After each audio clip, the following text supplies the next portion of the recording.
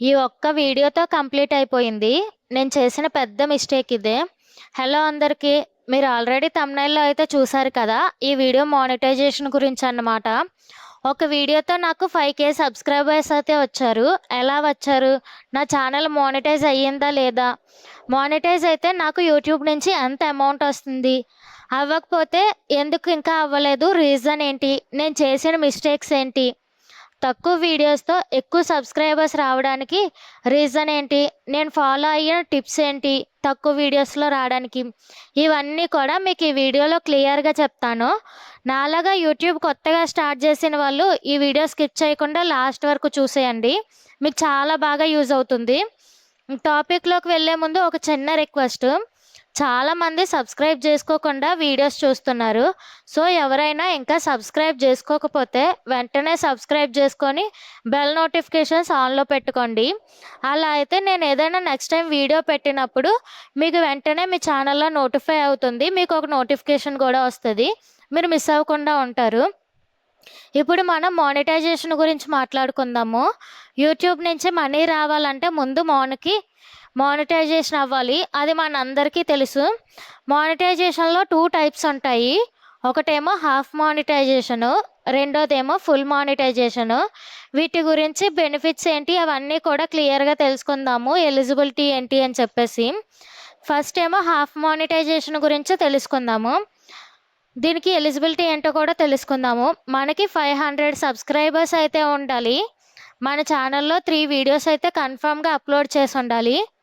ఈ 2 కాకుండా full videos నుంచి హాఫ్ మానిటైజేషన్ అవ్వాలి అనుకుంటే లాస్ట్ 1 ఇయర్‌లోని 3000 అవర్స్ వాచ్ టైమ్ అయితే రావాలి. లేదా షార్ట్స్ నుంచి మానిటైజ్ అవ్వాలి అనుకుంటే లాస్ట్ 90 డేస్‌లోనే 3,000,000 వ్యూస్ రావాలి. 1,000,000 అంటే 10,00,000 అన్నమాట. మనకి 30,00,000 వ్యూస్ వస్తేనే కానీ హాఫ్ మానిటైజేషన్ కంప్లీట్ అవ్వదు. మీకిక్కడ ఒక చిన్న డౌట్ రావచ్చు. ఒక వీడియోకి 3,000,000 వ్యూస్ వస్తే హాఫ్ మానిటైజేషన్ కంప్లీట్ అయిపోతుందా అని? అస్సలు కాదు. మీరు వీడియో అనలిటిక్స్ ఓపెన్ చేస్తే ఎంగేజ్డ్ వ్యూస్ అని చెప్పి ఒక ఆప్షన్ చూపిస్తది. అక్కడ మీకు కొన్ని వ్యూస్ అయితే చూపిస్తది. ఆ ఎంగేజ్డ్ వ్యూస్ మాత్రమే మీకు మానిటైజేషన్ ఎలిజిబిలిటీలో కౌంట్ అవుతాయన్నమాట. మిగతా వ్యూస్ అయితే అస్సలు కౌంట్ అవ్వవు. సో, దీనిలో మనకి షాపింగ్ అండ్ సూపర్స్ అని 2 ఆప్షన్స్ అయితే ఎనేబుల్ అవుతాయి. షాపింగ్ అంటే ఎఫిలియేటర్‌గా జాయిన్ అయ్యి ప్రొడక్ట్స్‌ని రివ్యూస్ చేస్తూ ఆ ప్రొడక్ట్స్‌ని ట్యాగ్ చేయడం అన్నమాట. ఆ ప్రొడక్ట్స్ ఎవరికైనా నచ్చి మనం లింక్ చేసిన లింక్ నుంచి ఎవరైనా తీసుకుంటే మనకి కమిషన్ వస్తుంది. రెండోది సూపర్స్ అన్నమాట. మన వీడియో ఎవరికైనా బాగా నచ్చి వాళ్ళకి నచ్చినంత అమౌంట్ పే చేసి మన కామెంట్ సెక్షన్‌లో సూపర్ అని స్టిక్కర్ యాడ్ చేస్తారనమాట. ఇది సూపర్స్. మాక్సిమం ఎవరు కూడా సూపర్ స్టిక్కర్ అయితే యాడ్ చేయరు. అమౌంట్ పే చేసి సూపర్ అని పెట్టేవాళ్ళు ఎవరుంటే చెప్పండి. సో, ఇదైతే మాక్సిమం ఎక్కువగా ఎవరికీ యూజ్ అవ్వదు. అందరికీ బాగా యూజ్ అయ్యేది ఏంటంటే ఎఫిలియేటర్‌గా జాయిన్ అయ్యి కమిషన్ ఎర్న్ చేసుకోవడానికి షాపింగ్ ట్యాగ్ ప్రొడక్ట్స్ అనే ఆప్షన్ బాగా యూజ్ అవుతుంది. ఇప్పుడు ఫుల్ మానిటైజేషన్ గురించి అయితే తెలుసుకుందాము. దీనికి మనకి 1000 సబ్స్క్రైబర్స్ అయితే ఉండాలి. లాంగ్ వీడియోస్ నుంచి మానిటైజ్ అవ్వాలి అనుకుంటే లాస్ట్ 1 ఇయర్‌లో 4,000 అవర్స్ వాచ్ టైమ్ అయితే ఉండాలి. లేదా షార్ట్స్ నుంచి మానిటైజ్ అవ్వాలి అనుకుంటే లాస్ట్ 90 డేస్‌లో 10,000,000 వ్యూస్ అయితే ఉండాలి. ఇందులో మనకి watch page ads and memberships అని ఎనేబుల్ అవుతాయి 2 ఆప్షన్స్ అయితే. వాచ్ పేజ్ యాడ్స్ అంటే మన వీడియోస్‌లో యాడ్స్ ప్లే అవుతాయి. షార్ట్స్‌లో కూడా యాడ్స్ ప్లే అవుతాయి. వీటి నుంచి మనీ జనరేట్ అవుతుంది. ఆ మనీనే మనకి ఎవ్రీ మంత్ యూట్యూబ్ సాలరీ కింద అయితే పే చేస్తుంది. ఇంకా మెంబర్‌షిప్స్ అంటే ఎవరైనా మన ఛానల్‌లో జాయిన్ అవ్వాలి అనుకుంటే మంత్లీ అమౌంట్ పే చేసి జాయిన్ అవుతారనమాట సబ్స్క్రిప్షన్‌గా. ఎగ్జాంపుల్‌కి మనం యూట్యూబ్ ప్రీమియం సబ్స్క్రిప్షన్స్ అవి తీసుకుంటాం కదా! అలా వీళ్ళు కూడా మనకి మంత్లీ అమౌంట్ పే చేసి జాయిన్ అవుతారనమాట. చాలామందికి ఇది కూడా యూజ్ అవ్వదు. ఎక్కువగా అందరు క్రియేటర్స్‌కి యూజ్ అయ్యేది ఏంటి అంటే watch page ads and affiliate tag products అనమాట. మెంబర్‌షిప్స్ అనేవి ట్యుటోరియల్స్ వాళ్ళకి బాగా యూజ్ అవుతుంది. ఇంకా ఫుల్ మానిటైజేషన్ అవుతేనే కానీ మనకి యూట్యూబ్ నుంచి అమౌంట్ రాదు. 3,000 అవర్స్ కంప్లీట్ అయ్యి హాఫ్ మానిటైజేషన్ కంప్లీట్ అయ్యి మీరు ఎఫిలియేటర్‌గా జాయిన్ అయ్యి ప్రొడక్ట్స్ ట్యాగ్ చేస్తున్నా సరే మీకు యూట్యూబ్ నుంచి అమౌంట్ అయితే రాదు. మీకు యూట్యూబ్ నుంచి అమౌంట్ రావాలంటే కన్ఫర్మ్‌గా ఫుల్ మానిటైజేషన్ అయితే అవ్వాలి.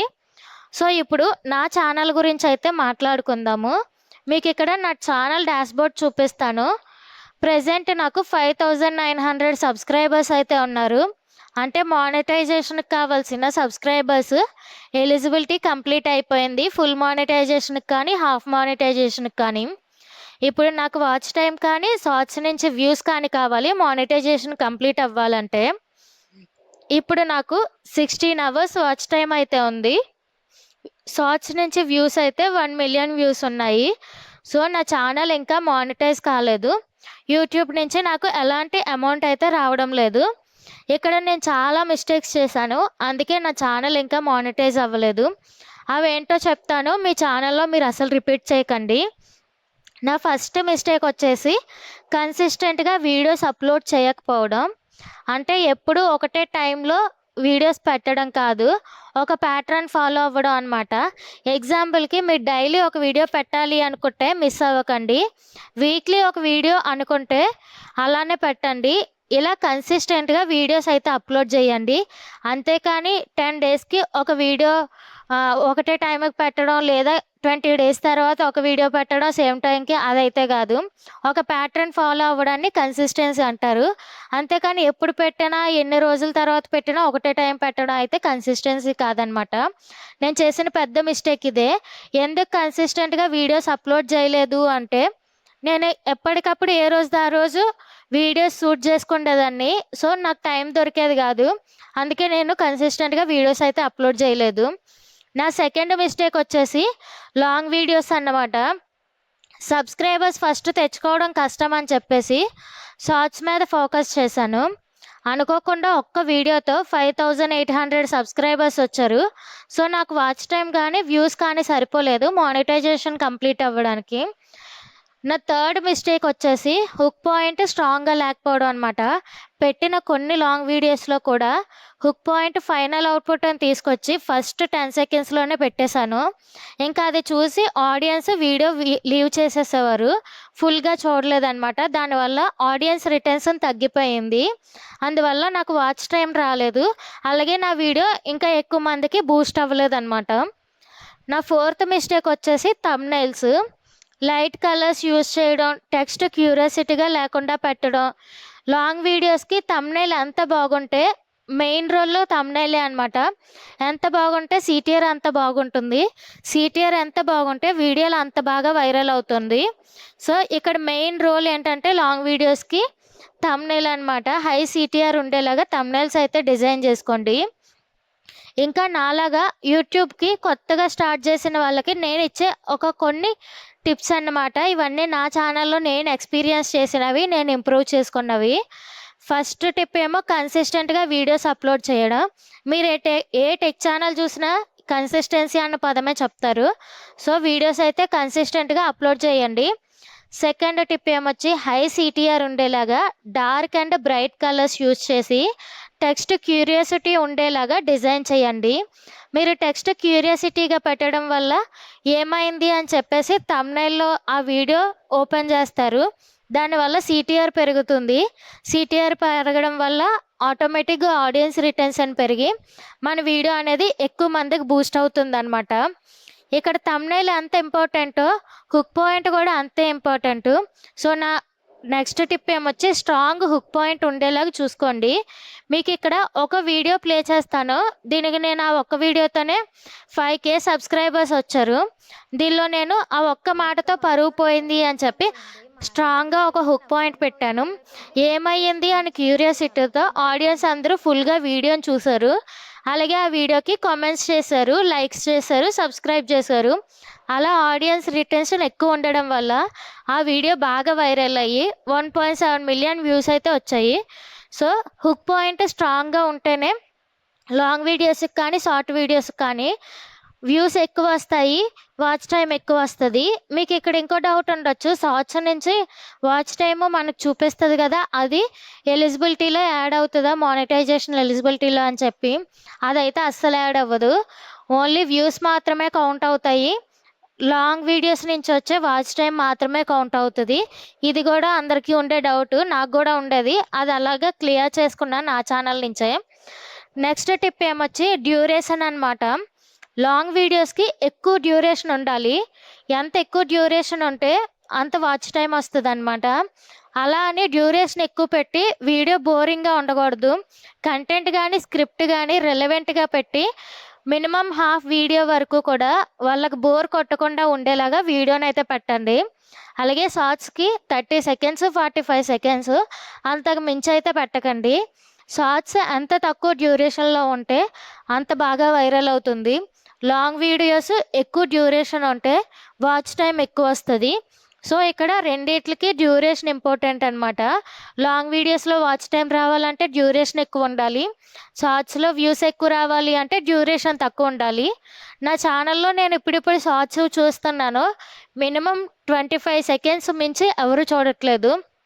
కాబట్టి 45 సెకండ్స్ లేదా 30 సెకండ్స్ అంతకు మించి అయితే వీడియో ఎలాబరేట్ చేయకండి. ఎక్కువ డ్యూరేషన్ అంటే చూడట్లేదు, దానివల్ల వీడియోస్కి ఎక్కువ రీచ్ రావట్లేదు. నా నెక్స్ట్ టిప్ ఏమొచ్చి హ్యాష్ ట్యాగ్స్ అండ్ కీవర్డ్స్ రిలవెంట్గా పెట్టండి. మన hashtags keywords thumbnails misleading పెట్టకుండా కరెక్ట్గా పెడితే వాళ్ళు యూట్యూబ్ ఏమో ఎవరైతే ఆ జోనర్ చూస్తున్నారో వాళ్ళకి మన వీడియోస్ని అయితే రికమెండ్ చేస్తుంది అనమాట.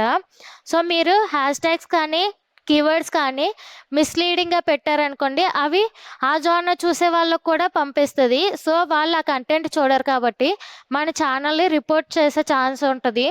మన వీడియోస్ని రిపోర్ట్ కొట్టడం వల్ల మన వీడియోస్కి వ్యూస్ అయితే తగ్గిపోతాయి అన్నమాట. సో ఈ మిస్టేక్ అయితే చేయకండి. హ్యాష్ ట్యాగ్స్ కీవర్డ్స్ రిలవెంట్గా పెట్టండి. మీరు ఏ కంటెంట్ చేస్తున్నారో దానికి రిలవెంట్గా మాత్రమే పెట్టండి. నా 6th టిప్ ఏమొచ్చి వీడియో ఎంగేజ్మెంట్ అన్నమాట. మన స్క్రిప్ట్లో కానీ కంటెంట్లో కానీ ఆడియన్స్ని అట్రాక్ట్ చేసుకునేలాగా ఏదైనా రిలవెంట్ కంటెంట్ పెట్టండి. అంటే న్యాచురల్గా ఏదో ఒకటి ఇంట్లో జరిగే సిచ్యువేషన్స్ కానీ లేదా చైల్డ్హుడ్ మెమరీస్ని కనెక్ట్ చేయడం కానీ స్వీట్ మెమరీస్ని కనెక్ట్ చేయడం కానీ ఏదో ఒకటి కంటెంట్కి రిలవెంట్గా ఏదో ఒకటి కనెక్ట్ చేయండి. దాన్ని వాళ్ళు షేర్ చేయమనండి, లైక్ చేయమనండి, కామెంట్ చేయమనండి, సబ్స్క్రైబ్ చేసుకోమని అడగండి.